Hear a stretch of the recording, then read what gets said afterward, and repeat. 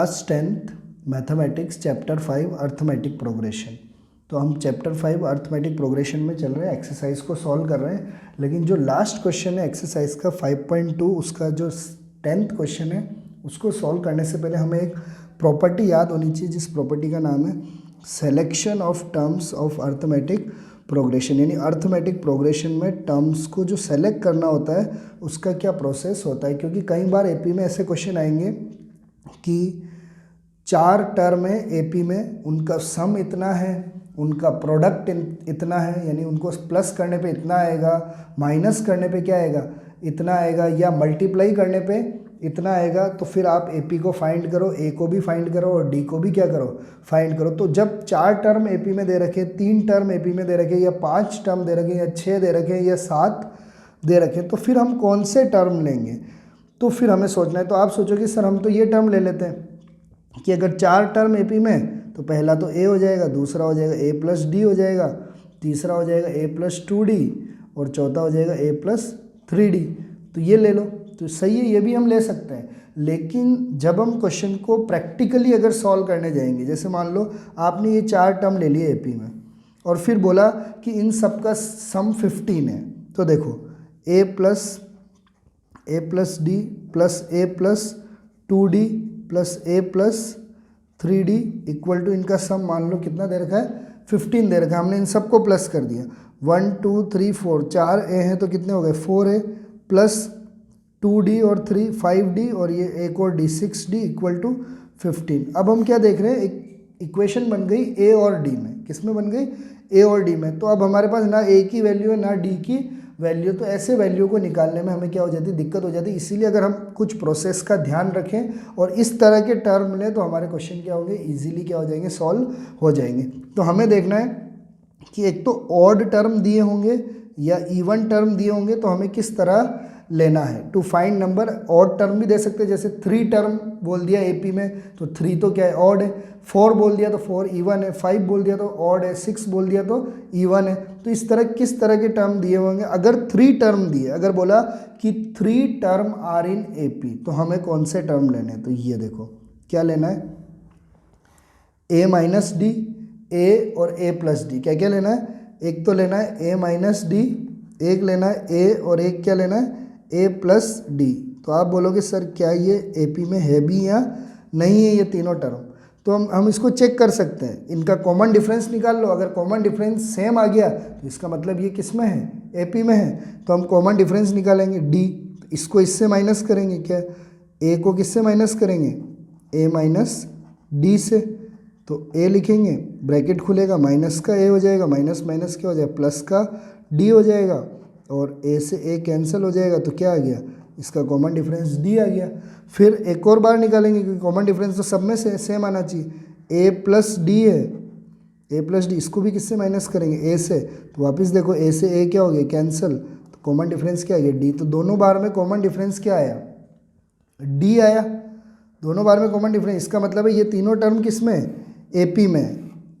अब ये एपी में हमने यही टर्म क्यों लिए, तो इसका एक फ़ायदा भी है। अगर मान लो क्वेश्चन में दिया हो कि इन सब का प्लस 15 है, क्या दे रखा है, इन सब का सम कितना दे रखा है 15, तो हमारे लिए बहुत इजीली ये सॉल्व हो जाएगा। देखो इन तीनों का सम करेंगे हम टर्म का, ए माइनस डी प्लस ए, फिर प्लस करेंगे ए प्लस डी इक्वल टू क्या हो जाएगा 15।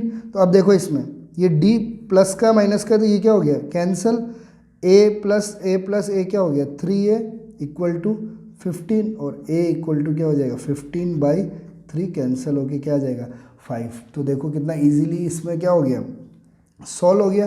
तो जब भी 3 टर्म अगर एपी में दे रखा है तो आपको क्या क्या लेना है, a माइनस डी, ए और क्या लेना है a प्लस डी लेना है। और इनका कॉमन डिफरेंस हमेशा क्या रहेगा, डी ही रहेगा, और इनके जो मिडिल वाला टर्म है ये a रहेगा। आपको ये ध्यान रखना है कि जब भी ऑड नंबर दे रखा है तो मिडिल वाला टर्म तो क्या रहेगा, ए ही रहेगा, और उसके आगे प्लस, और फिर राइट साइड में तो प्लस होते जाएंगे और लेफ्ट साइड में क्या होते जाएंगे, माइनस होते जाएंगे। तो अब इधर देखो, अब 5th टर्म देखो, ये भी ऑड है ना, मिडिल में तो ए आ गया, फिर देखो ए प्लस डी, फिर इधर आ गया ए माइनस डी, फिर उधर देखो ए प्लस 2d, फिर इधर आ गया ए माइनस 2D। अब अगर मैं जब इनको प्लस करूँगा तो देखो डी से डी भी कैंसिल हो जाएगा, 2D से 2D भी कैंसिल रह जाएगा, ए बच जाएगा। तो इनका कॉमन डिफरेंस क्या रहेगा, डी ही रहेगा, और इसका भी कॉमन डिफरेंस क्या रहेगा, डी ही रहेगा। कौन से टर्म में, ऑड टर्म में। अब अगर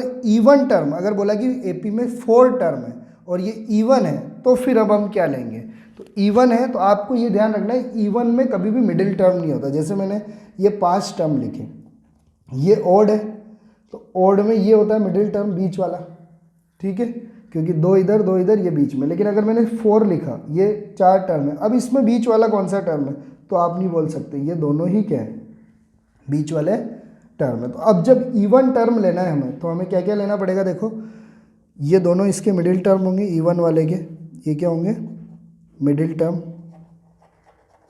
ये इसके क्या हो जाएंगे, मिडिल टर्म हो जाएंगे इवन वाले के लिए। अब ये मिडिल टर्म हो जाएंगे तो देखो, एक तो a प्लस डी लेना है, a माइनस डी, फिर 2 का गैप, 2D नहीं लेना, 3D माइनस 3D, फिर इधर भी देखो a minus D, a plus D, फिर माइनस 3D माइनस 5D, फिर इधर प्लस 3D और प्लस 5D। ये कितने टर्म है, 6, 1 2 3 4 5 6। तो जब भी हमें कौन से टर्म लेने, इवन टर्म लेने, तो ये रहेंगे। अब इनका कॉमन डिफरेंस क्या होगा इवन का, ये भी हमें पता होना चाहिए। अगर इनका मेरे को कॉमन डिफरेंस निकालना है d, तो a2 माइनस a1 करूँगा तो a minus D minus a minus 3D, तो a minus D minus a minus minus plus का 3D, तो a से a क्या हो जाएगा, cancel, plus minus minus 3D में से d गया तो क्या आएगा, 2D। तो हमेशा इवन वाले टर्म्स का कॉमन डिफरेंस क्या रहेगा, 2D ही रहेगा। आप इनमें भी चेक कर सकते हो, इसको इससे माइनस करोगे तो a से a कैंसिल हो जाएगा, 5D में से 3D जाएगा तो क्या आ जाएगा, 2D।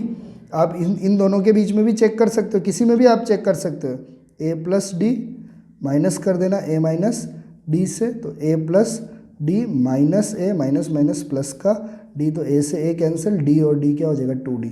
तो ये जो सब चीज़ें लिख रखी है ना, ये AP में ही है, इनका कॉमन डिफरेंस सेम है। इस इवन वाले टर्म में कॉमन डिफरेंस d है, और सॉरी ऑड वाले टर्म में कॉमन डिफरेंस d है, और इवन वाले टर्म्स में कॉमन डिफरेंस कितना है, 2D है। तो अब आपको ये ध्यान रखना है कि सिलेक्शन ऑफ टर्म, अगर क्वेश्चन में आता है कि 4 टर्म AP में, 5 टर्म AP में, 3 टर्म AP में, उनका सम इतना है, उनका मल्टीप्लाई इतना है, तो आपको इसी तरह के टर्म लेने हैं, तभी आपका क्वेश्चन क्या हो पाएगा, सही हो पाएगा। अगर ऑड नंबर ऑफ टर्म है, अगर 3 है तो a plus D, a minus D, 5 है तो a plus D, a minus D, a plus 2D और a माइनस 2D, और इवन है तो a minus D, a plus D, a plus 3D, a minus 3D, क्योंकि ये लेने से इसमें भी क्या हो रहा है, कैंसिल, क्योंकि जब आप इनको प्लस करोगे तो 3D से 3D कैंसिल, d से d कैंसिल, तो a बच जाएंगे। इसमें भी आप सॉल्व करोगे, प्लस करोगे, 3D से 3D, d से d, 5D से 5D कैंसिल, एक प्लस का एक माइनस का लेने से यही होता है, कैंसिल हो जाते हैं और एक ही टर्म बचता है। तो इस तरह आपको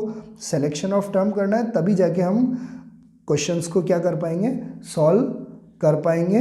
और हम इसके बाद हम कौन से क्वेश्चन लेंगे, हमारा लास्ट जो क्वेश्चन है वो लेंगे। एक्सरसाइज 1.1 इसका लास्ट क्वेश्चन है, जो हमारा 10th क्वेश्चन है, इसको हम सॉल्व करेंगे। फिर इस चैप्टर के हम लास्ट पार्ट में आ जाएंगे, जो 5.3 है, उसको सॉल्व करके हम इस चैप्टर को क्या करेंगे, कंप्लीट करेंगे।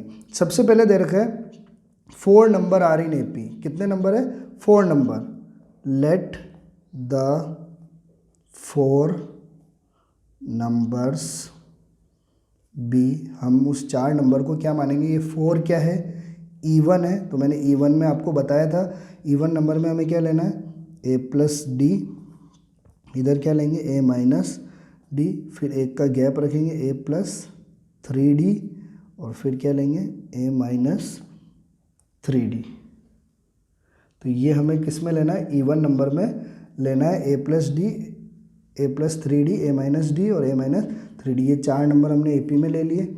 If sum of this number is 50, अब इनका सम क्या दे रखा है, 50 दे रखा है। तो पहली कंडीशन, इनका हमें सम करना है, a minus 3D plus a minus D plus a plus D plus a plus 3D, और वो इक्वल टू इनका प्लस कितना दे रखा है, 50।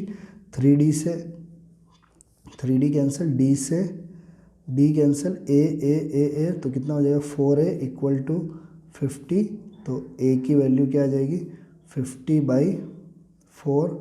तो इसको हम 2 से कैंसिल करेंगे 2, तो इसका आ जाएगा 25। तो a की वैल्यू आ गई 25/2। तो हमारे a की वैल्यू क्या आ गई 25/2 आ गई।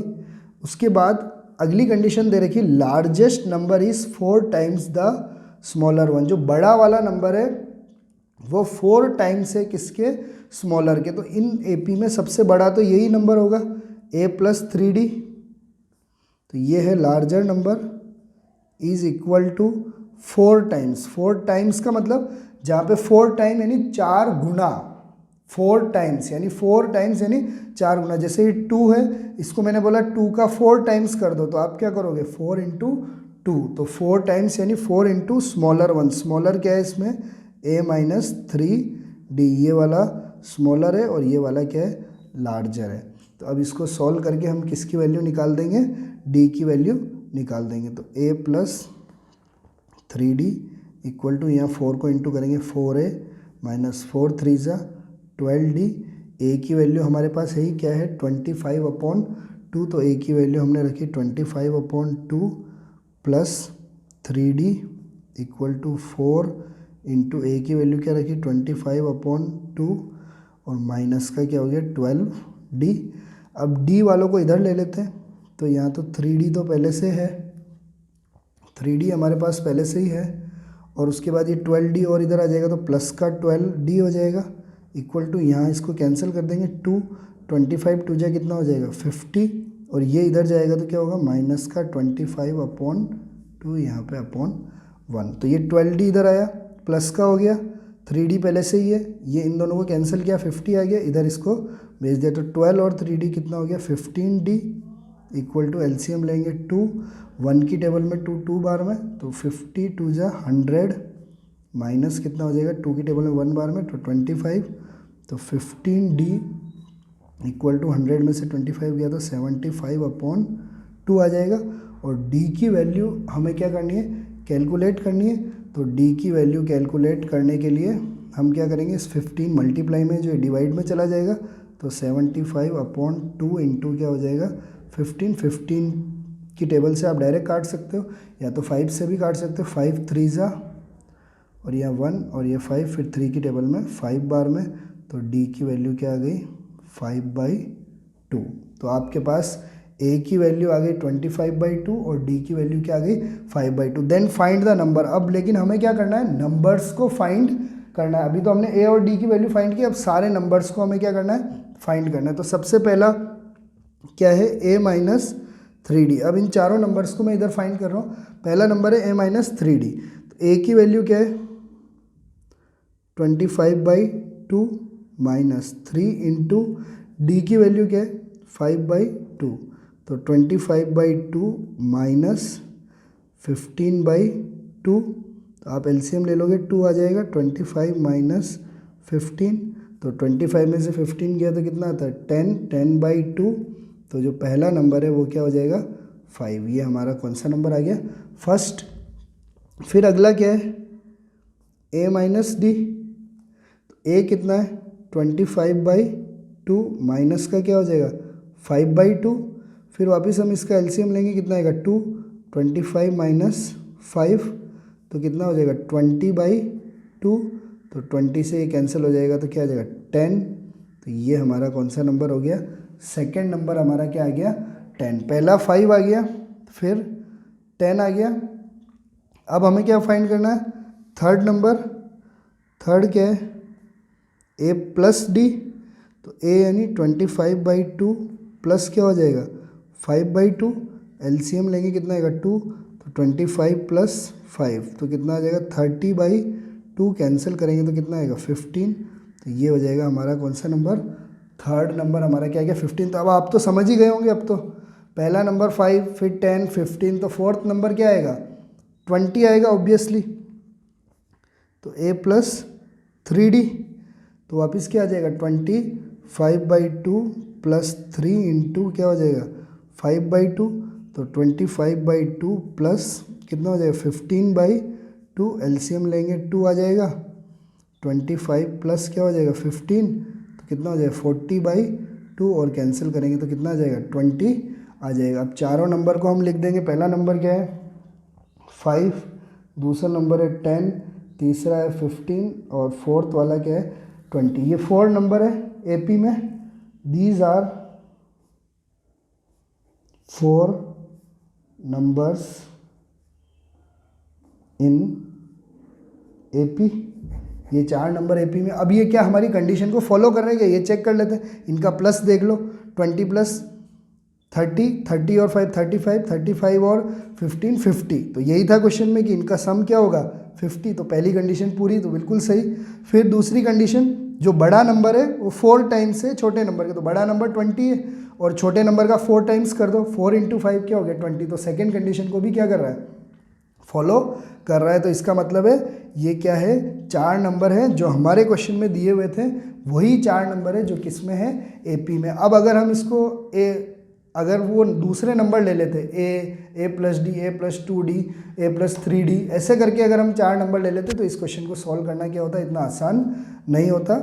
मैं आशा करता हूँ कि आपको ये समझ में आया होगा। और इस तरह हमने 5.2 एक्सरसाइज को क्या कर दिया कंप्लीट कर दिया। Thank you for watching.